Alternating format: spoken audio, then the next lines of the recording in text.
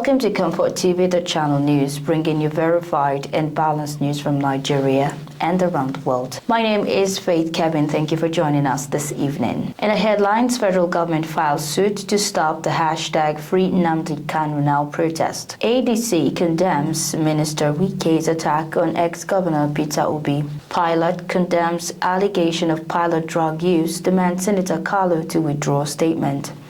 Ekiti governor unveils warehouse to tackle fake drugs and enhance quality. Nigeria Customs Service warns of fake appointment letters circulating online.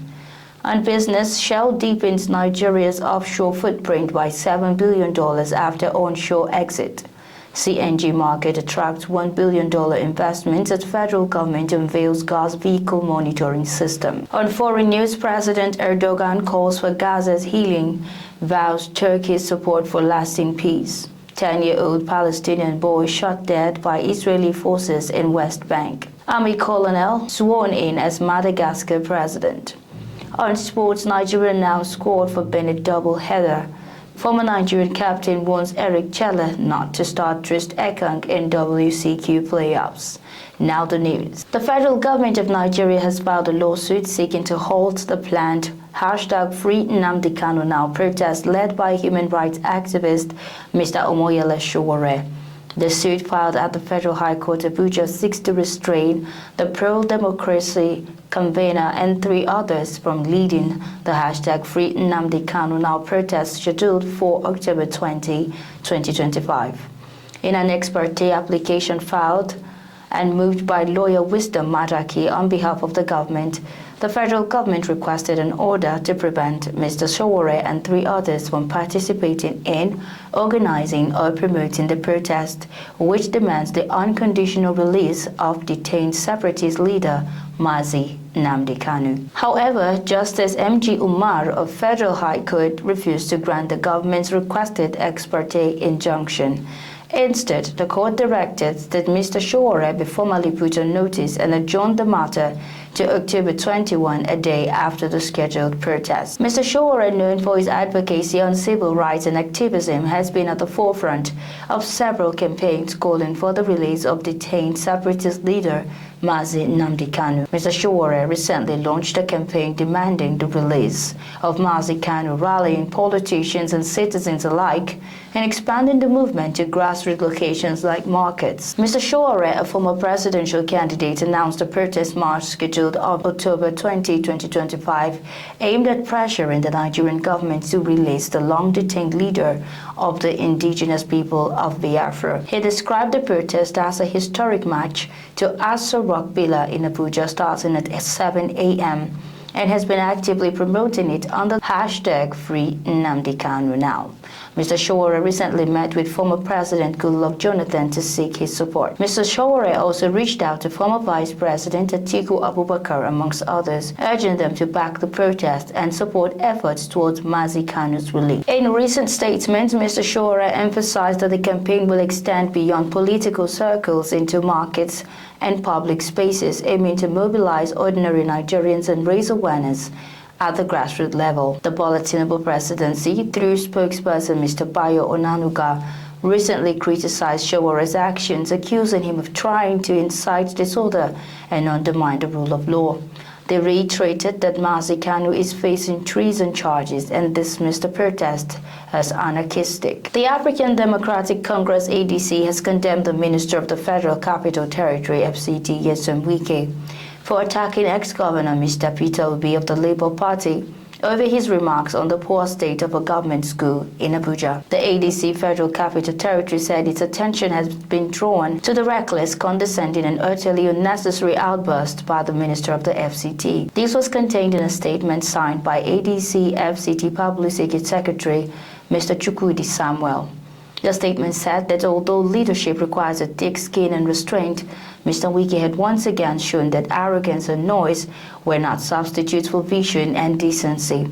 It noted that his remarks were undignified and beneath the office he occupied. It explained that Mr. Peter Obi's simple and factual observation about the poor state of a public primary school in the FCT, one lacking toilets, chairs, and basic learning facilities, should have prompted action rather than irritation. According to the statement, leadership was about service, not ego, and if a citizen, regardless of status, pointed out decay in governance, a responsible minister was expected to fix it, not fight it. The ADC in the FCT reportedly reminded Mr. Wike that abuse was not performance, emphasizing that commissioning numerous roads meant little if children in Abuja were still learning without toilets, desks, or dignity.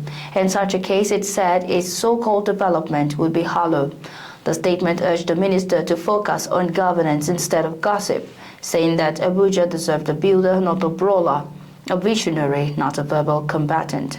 Finally, the statement advised Mr. Wike to respect himself and his office, stressing that leadership was not a shouting match, but a sacred trust. The National Association of Aircraft Pilots and Engineers, NAPE, has condemned claims by the Senator Orji Uzor Kalu during a plenary session of the National Assembly alleging that some pilots in Nigeria smoke Indian hemp and operate aircraft while under the influence of drug. NAPE, in a statement signed by Public Relations Officer NAPE Blessing Amadu, said the body categorically and emphatically refutes the broad allegation that Nigerian pilots routinely fly under the influence of narcotics. She stated that these standards prohibits the use of any psychoactive substances and subject pilots to regular and random drug and alcohol testing as part of their medical certification and recurrent assessment processes. The PRO noted that it is inaccurate and misleading to suggest that pilots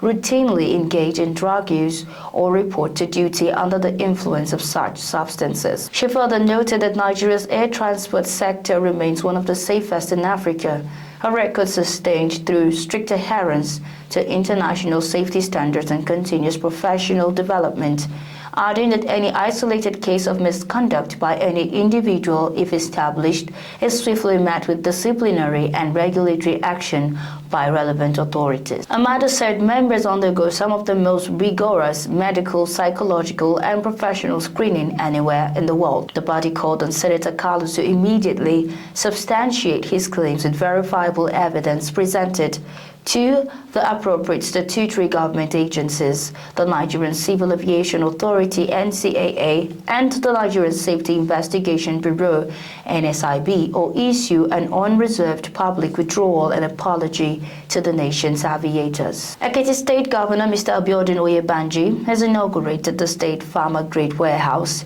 to fight the menace of fake drugs and ensure the availability of quality drugs in the state. The governor also flagged off the distribution of equipment to primary health care centers in the state with the goal of ensuring improved life expectancy and sustaining the milestones reached in the control of child and maternal mortality rates in the state. Governor Oyebanji, who spoke at Ekiti State University Teaching Hospital at Ado-Ekiti on Friday during the inauguration of the new farmer-grade warehouse of the Drug Management Agency and flag-off of the distribution of the PHC equipment, said that the two projects are a demonstration of government's commitment to the health of the people. He disclosed that the warehouse, built with the support of the Global Fund, stands as a key pillar of an effective and transparent drug management system and provides the DMA with the infrastructure it needs to operate at the highest professional standard. The governor noted that his administration had resolved to fight head-on the menace of drug counterfeiting that could predispose the citizens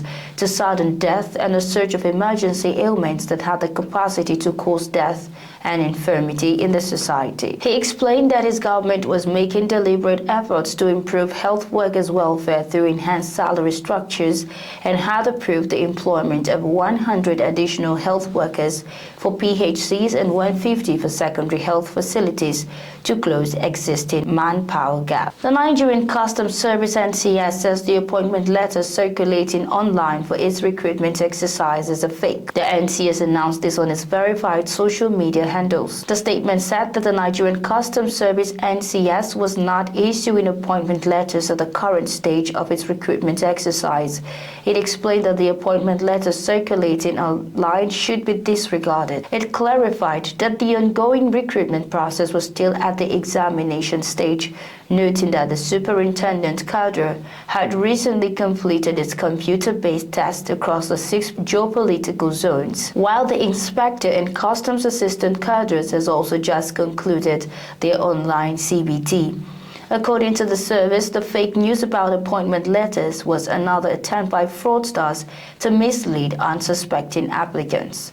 The NCS therefore urged the public to remain calm, avoid spreading false information, and rely only on verified updates from its official communication channels. The NCS had received a total of 573,523 applications during the first phase of its recruitment exercise, after it advertised 3,927 vacancies on December 27, 2024 across the superintendent, inspectorate, and customs assistant cadres. ComfortTV.channel's news returns shortly with business, foreign, and sports news.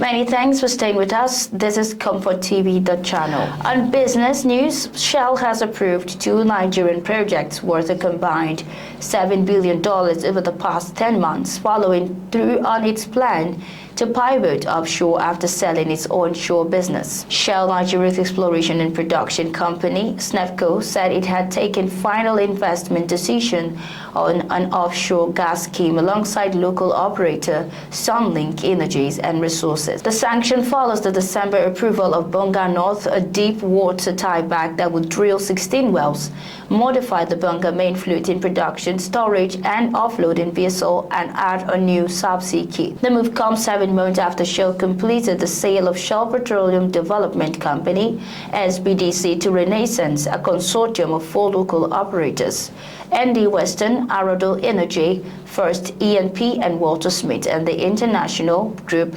Petroleum. Shell said that exiting onshore oil production in the Niger Delta would simplify its Nigerian portfolio and concentrate future spending in deep water and integrated gas. Still on business, the chairman and CEO of the Presidential Initiative on CNG, Mr. Ismail Ahmed, has disclosed that over $1 billion in private sector investments have entered Nigeria's compressed natural gas CNG value chain. This comes as the Minister of State for Petroleum Resources, Gas, Mr. Ekperikbe Ekpo, launched the Nigerian Gas Vehicle Monitoring System (NGVMS) to promote safety, accountability, and environmental integrity in the nation's CNG sector. Speaking at the pilot launch held at NNPC retail station in Abuja, Mr. Ekpo said that NGVMS would ensure that only vehicles converted at accredited facilities with certified kits can access CNG at approved stations. He noted that the system will provide end-to-end oversight from conversion to refueling, guaranteeing the safety of citizens and the integrity of Nigeria's growing CNG ecosystem. Mr. Ekpo described the initiative as a milestone on the President Bola Tinubu's renewed hope agenda and the Decade of Gas initiative, which aims to make CNG the affordable and sustainable energy choice for Nigerians. The chairman and CEO, Ismail Ahmed, revealed that over $1 billion in private sector investments has flowed into Nigeria's CNG value chain. He added that more conversion and refueling stations will be commissioned nationwide before year-end. On foreign, Turkey President Recep Tayyip Erdogan has said that Gaza urgently needs to heal and rebuild, stressing Turkey's efforts to ensure that the current Hamas-Israel agreement contributes to lasting peace. Speaking at the 5th Turkey-Africa Business and Economic Forum in Istanbul, the president said that due to Israel's poor record, Turkey remains wary as Gaza urgently needs to heal. President Erdogan added that Turkey is making intensive efforts to ensure that the Hamas-Israel agreement lasts and paves the way for lasting peace. On the ongoing Sudan crisis, he said Turkey is deeply saddened by the clashes, expressing hope for a ceasefire and lasting peace there. A 10-year-old Palestinian boy has been killed by Israeli forces in a village south of Hebron in the occupied West Bank. The Israeli military says its soldiers opened fire in response to confrontations and rock hurling directed at them. Residents of Al-Rihiyah said that Muhammad al-Halak and his friends had been playing football in a local schoolyard when they saw Israeli military vehicles and began to run. The parents say that a soldier opened fire erratically from the back of a car. Muhammad was shot in the pelvis and rushed by a car to a nearby hospital where he was pronounced dead. Footage shared on social media shows a large crowd gathered around an ambulance as the body of Muhammad was driven back to his village in the dark. Israel Khan's new website says that a preliminary investigation by the IDF battalion commander criticized the soldiers' conduct. According to its report, the commander found the shooting deviated from the rules of engagement and there was improper use of weaponry, with an emphasis on crowd control measures. Still on the foreign scene, Army Colonel Michael Randrianirina was sworn in as Madagascar's president, vowing sweeping reforms just days after the military took power following weeks of anti-government protests that sent ex-president Andry Rajoelina fleeing. Randrianirina led the captured army unit, which mutinied and joined the anti-government protesters before announcing Tuesday that the military had taken power after Rajoelina was impeached for desertion of duty. He promised change in the poverty-stricken island nation where anger over chronic power cuts sparked protests last month that swiftly escalated into mass movement. He also thanked the youth for spearheading the protest that ousted Rajoelina and said the army had intervened at the request of the 12th court to avoid anarchy and disorder. The ceremony in the capital, Antananarivo, was attended by military officers, politicians, representatives of the Gen Z youth-led protest movement and several foreign delegations, including from the United States, the European nation, Russia, and former colonial ruler France. Facing international criticism, Randrianirina has been eager to officialize his new role and insisted the takeover was not a coup, pointing to the Constitutional Court's backing.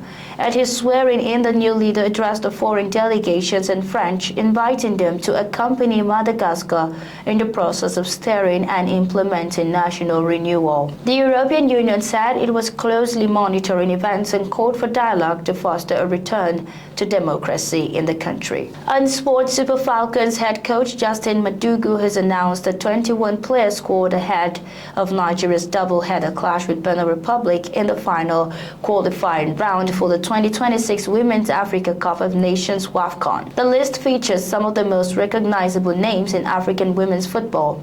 This includes Captain Rasheedat Ajibade, Asisat Oshoala, and Chiamaka Nnadozie, as well as an exciting new face, Denmark-based striker Joy Omewa, the highest-scoring Nigerian female footballer in Europe this season. Coach Madugu's squad will begin campaign ahead of the first leg scheduled for Stade Kegue in Lome, Togo, as Benin do not currently have a CAF-approved home ground.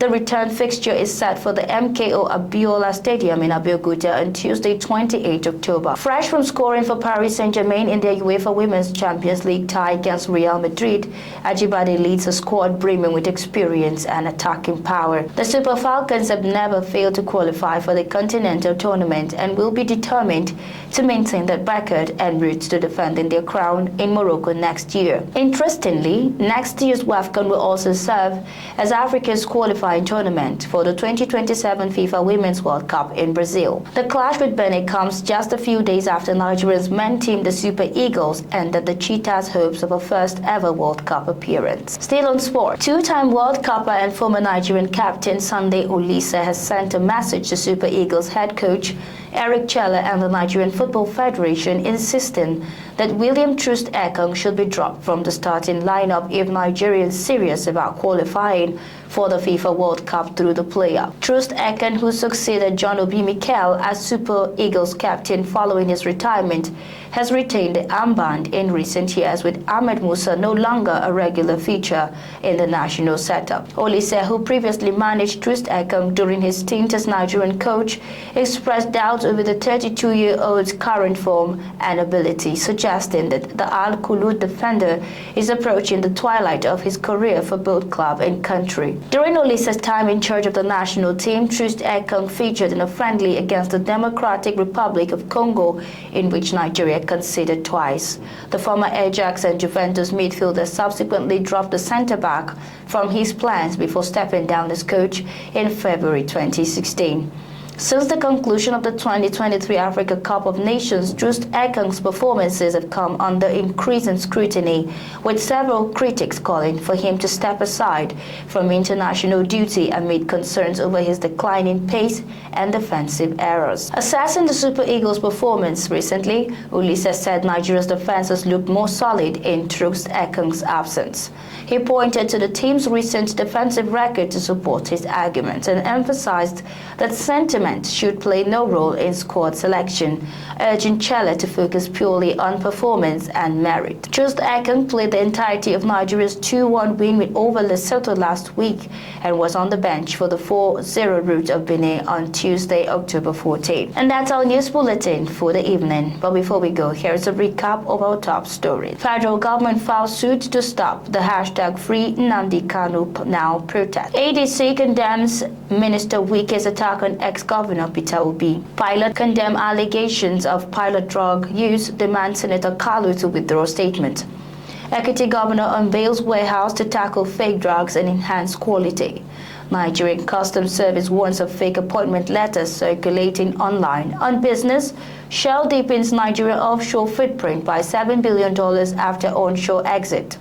On the foreign scene, President Erdogan calls for Gaza's healing, vows Turkey's support for lasting peace, and on sports, Nigeria announces squad for Benin doubleheader. Thanks for watching. For breaking news, exclusive interviews, and more, follow us online at ComfortTV.channel on our platforms.